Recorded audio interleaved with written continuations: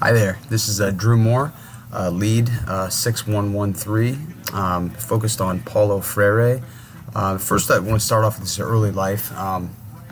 September 19th, 1921, he died in 1997. He actually grew up in the Great Depression in the 1930s, which was kind of the start of where his educational philosophy comes from. His father passed when he was a teenager, so according to information, he grew up oppressed. Family was poor.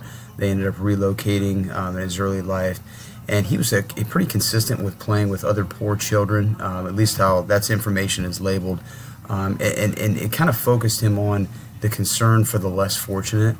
And that was, if you wanted to say his philosophical contribution, that's where everything sort of began there. So early circumstances basically shaped his concerns regarding where others lacked opportunity, and I'll kind of get into that. So his early adult life, so just focused on personal information along with his education. So he enrolled in law school. He never actually used his law degree. He took an interest in philosophy as an additional major. Phenomenology, and language was kind of his focus. While he was still a high school student, very interesting, it's Freire, he began teaching students the language of Portuguese as he was fluent at an early age. He worked early in his career as a teacher at the high school level, so he never actually, like I said, used his law degree. He was married very early in his 20s, and they ended up having 5 children together. And she was actually a teacher, which you'll see in the notes when I submit. They were colleagues when I submit the PowerPoint. So a couple things here. I'm not going to highlight all of his accomplishments, but early on in his life, 1946, he was named the director of the Department of Education and Culture of Social Services in a specific area as far as a country.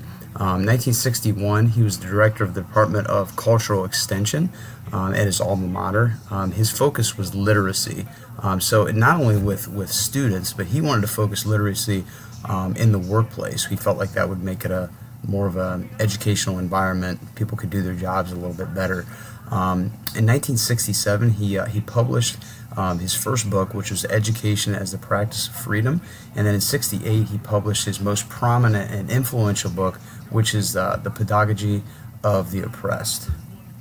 Continuing on, in 1969, he was actually, if you want to call it, a visiting professor at Harvard, basically due to his second book. And that actually brought a lot of attention to that book. And then due to his it being fluent with the Portuguese language, he actually worked as an educational advisor with a variety of different areas across the globe. He was actually kind of, because of the situation with politics in his second book, he was welcomed back into Brazil with open arms in 1980 after the political deliberation from Pedagogy of the Oppressed. So because of that book, there was some political issues that went on, and luckily they changed leadership and he was welcomed back into his own country. He actually joined the Workers' Party in Brazil, which he initiated and supervised the literacy program for 6 years. He was named the Secretary of Education in 1988 in the city of Sao Paulo. As far as his pedagogy goes, so getting into this, his philosophy formulates from his interest and love for the oppressed, and basically people with street smarts. He felt like oppressed persons and their regard for survival and decision making brings just as much value as educated professionals. So basically, they're equal. They bring a lot to the table. So as a teacher, he learned just as much from the oppressed student as the student learns from the educator. At least that's what his philosophy is. That's how it should work when it comes to that teacher-student relationship. Freire also believes the educator's primary goal is to facilitate critical thinking while aiding a student as far as them overcoming their personal situations surrounding like home environment and what their future is going to look like. Continuing on, Freire, he respected the cultural identity of students. So no matter what it was, the language they spoke, race, gender, the economic class. As an educator, he evaluated experiences and kind of evaluated himself based off of Karl Marx, and as far as the idea of humanism. And a person should have an opportunity to produce their own conditions, not what they're specifically brought up in as a child. He believed in dialogue as an essential part of students accepting and eventually improving their circumstances. So all students, communication with each other, communication with the teacher.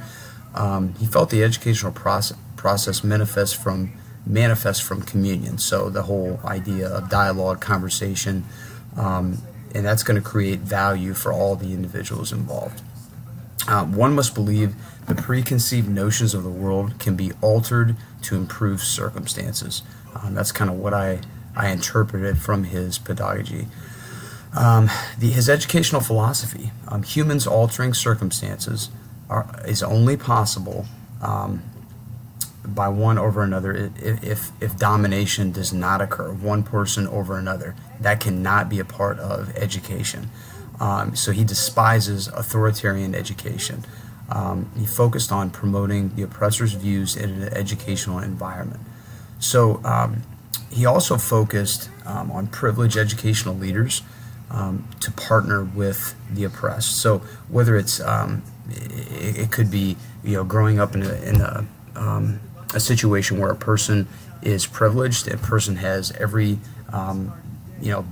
advantage, and those students should basically work together with kids that are oppressed in order to form a partnership.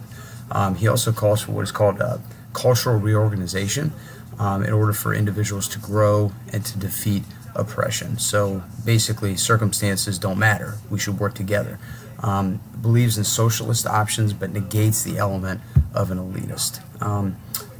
He also, like I said, it reflects the ideas of Karl Marx.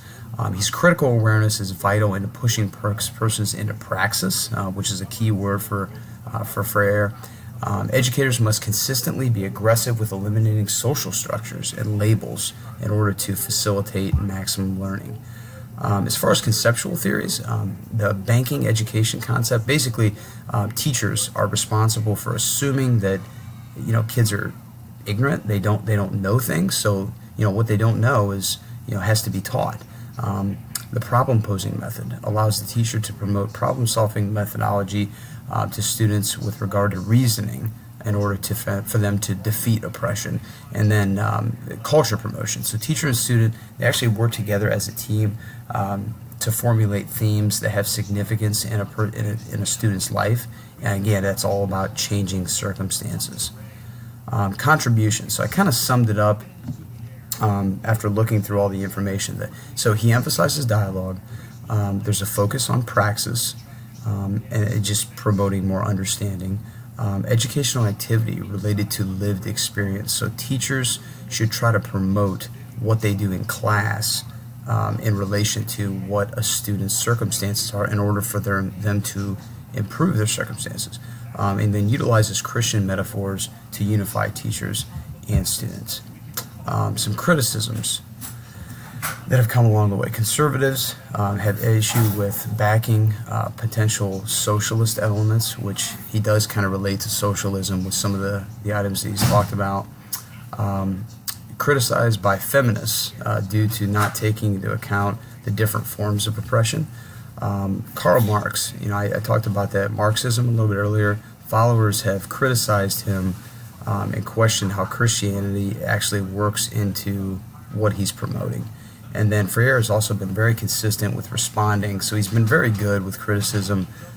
He is actually considered altering some of his viewpoints and execution strategies in order to improve, his thoughts in general, what he's had prior to those criticisms. As you can see, references here. So very interesting as far as Freire and his philosophy goes. Definitely confusing to a degree. But ultimately, there's a lot to gather from the idea of utilizing oppression and continuing to teach individuals how to defeat circumstances.